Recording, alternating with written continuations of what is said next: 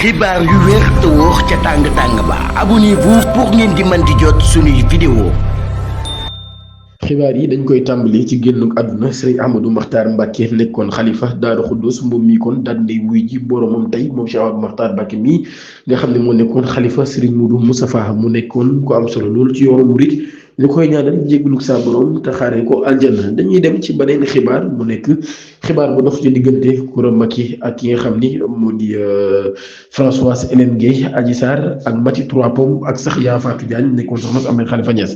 coow lu dox seen diggante ñoom ñooñi ginnaaw ba nag mu nekk coow loo xam ni Adji Sarr Ousmane Sonko dem nga mu war a dem ci Italie loolu yi moo tax ñu daal di bëgg mu daal di koy porter plainte waaye tamit yemuñu ci loolu yi ginnaaw ba mu ko yóbbee ci yoon ñoom tamit li ñu bëggoon rek mooy Adji Sarr daal di nag ñëw ci manifestation boobee car Ousmane Sonko loolu yi lañ wax nag Yaa Fatou moo daal di sàkku ci Adji Sarr mu daal di bañ boobu leen mbir ba tëdd ci naaj ba loolu yi moo metti kon ki nga xam ne moo di Françoise Hélène Guèye ak Coura Macky ak Mati Trois Pommes ak ñañu àndal ñëpp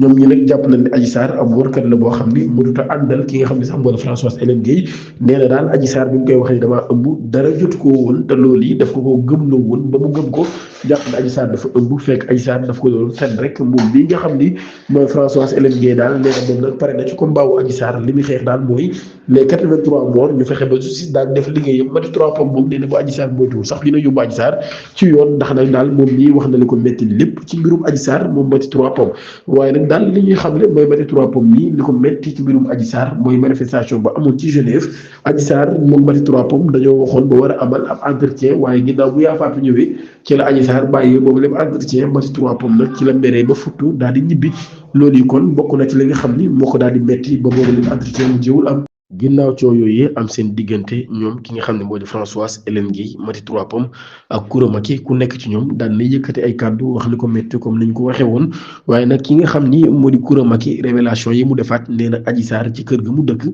ca Genève nee na kër googee nag du kenn ki ko moom ku tuddul ci turu Flow nee na kon daal ki ko moom mi ngi wuyoo ci turu Flow te nag nee na Flow boobee nag daal faram Pastef la bokk maanaam kon am nekkaaleem ci Pastef bu Genève la bokk nekk fa kilifa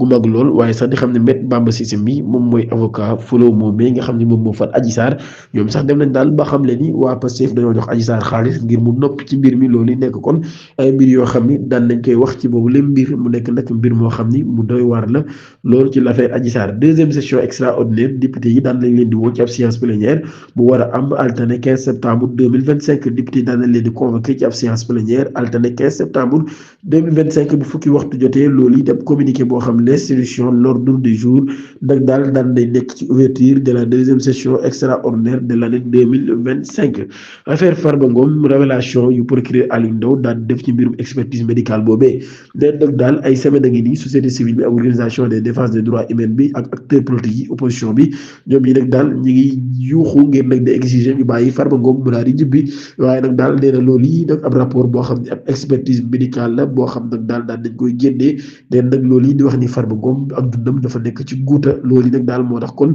ñuy ñëw ngir daal di koy jàppale waaye nag daal moom mii daan na yëkkat ay kàddu daal di wax ci loolu de moom procureur Ndao daan nay def ay révélation yu doy waar ci lu jëm nag ci boobu leen mbir neen nag daal ki dañuy bu expertise boobee nag daal nee na loolu yi dañ ko war a xoolaat bu baax a baax ci émission hebdomadaire boobee nga xam ni journaliste Maïmouna Ndour Faye moo koy def ca 7TV mooy invité de MNF démb le 10 septembre wala barki démb le 10 septembre la amoon moom procureur Ndao nag daal daan nay justifié téye gi ñu téye Farba Ngom ca prison ba tey daal di nag wax daal lu ñuy wax ab super série nga xam ne ñenn ci ay détenus dañ koy def ngir am ab libération provisoire ci lu jëm nag ci wàllu rapport médicaux yi nga xam ni parfois du doon sax loo xam ni lu tegu ci dëgg lay doon bu daan nag évoqué kaw bi bu Bourgi bi nga xam ne nag daal ci biñ koy topp ci mbirum nag mal acquis maanaam daal traque des biens mal acquis yi nga xam ne dañ ko doon topp moom Ndao bii nag daal nekkoon ca parquet bu spécial daan day fàttali nag daal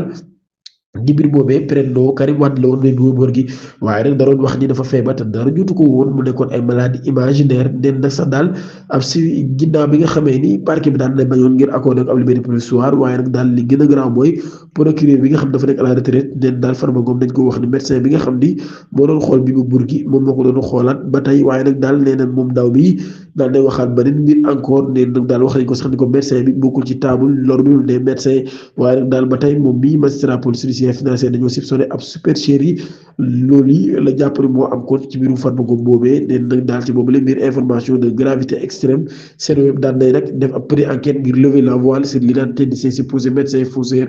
neen nag daal investigation yi nga xam def nañ ko nag daal daan nañu contacté docteur Mbaye moom mii nekk ab spécialiste en cardiologue moo daan am nag ab réputation boo xam nag daal nekkutul lu ñu démontré waaye nag daal nekk ab officier ci mbirum bi bu burgi waaye nag daal ak tamit ci mbirum dossier Farba Ngom biñ ko jotee nag daal par téléphone moom mii cardiologue bi daan koy daan nay invité ancien procureur bi ngir nag mu daal di gën a leer ci allégation yi nga xam daan na koy def daal di cité aw tur ci li nga xam ne nag moo ne boobu la mbir moom mii la docteur Paye daal di xamle neen nag daal maa de première expertise bu bi bu burgi neen nag daal ginnaaw ba am na contre expertise neen nag daal ci lañ ko libéré c'est Farba Ngom aussi defuma expertise bi waaye nag daal premier rapport médical bi avant son arrestation waaye nag daal ci am résumé ba tey premier rapport bi nga xam ne dañ ko daal di fekk ci place publique bi contre le gré du médecin tenu par le secret médical révèle un autre risque cardiovasculaire un état de santé qui nécessite une hygiène de vie suivi médical cardiologue diabétologique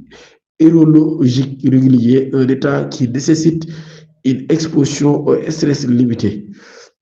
foofu la ñuy yem kon ci mbirum Farba Ngom bi wala sax dañ ciy ñëwaat ci li nga xam ne moom la Abba Mbaye daal di wax ci boobu leen mbir jàpp ne Farba Ngom nañ ko war a bàyyi comme nañu defoon Ousmane Sonko yóbbu ko ca pavillon spécial waaye daa mel ni waxam jooju dégg nañ ko Farba Ngom ginnaaw bi nga xamee ni daan nañ koy lankal liberté provisoire bu mu doon ñaan kon daan nañ koy libéré ngir nag daan nañ libéré wuñ ko waaye daan nañ koy yóbbu ko ci pavillon spécial ngir nag mu mën faa nekk daal di mën a faju fa nga xam ne fa lañ yóbbuwoon le premier ministre Ousmane Sonko moom Farba Ngom bi kon ginnaaw bi ñu ko lankalee liberté provisoire bi kon daan nañ koy nangul mu dem ci pavillon spécial ngir daal fay mën a faju ginnaaw remaniement bi procureur Aliou Ndao daan nay critiqué bu baax a baax ki nga xam ne moo di Ousmane Diagne moom mii nag nee na ministre Ousmane Diagne nag daal moom mii daf doon comporté wu ko ab procureur waaye comporté wu woon comme ab ministre nee nag rawatina ci mbirum indépendance de la justice la mu ci doon waxee nee nag daal moom mii ki nga xam ni moo di Ousmane Diagne dafa war a xam ni moom mii ab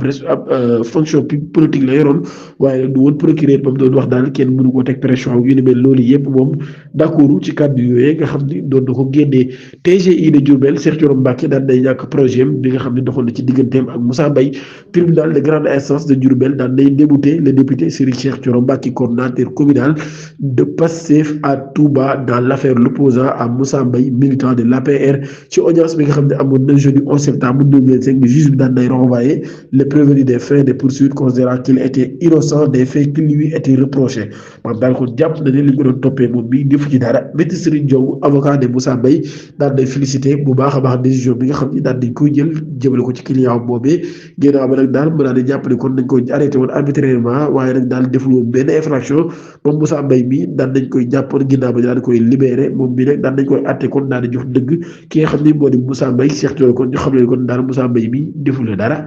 tooñaanu la moo tax Moussa Mbaye kon daal dañ koy bàyyi mu daal di ñibbi collectif rappel à l'ordre bu ñoom Abdou Karim Gueye ñoom ñii ñu ngi ñaawlu bu baax a baax fal gi ñu fal Me Bamba Cissé ak Yacine Fall ñu ngi leen jox dig daje ba ëllëg incha allah jërë ngeen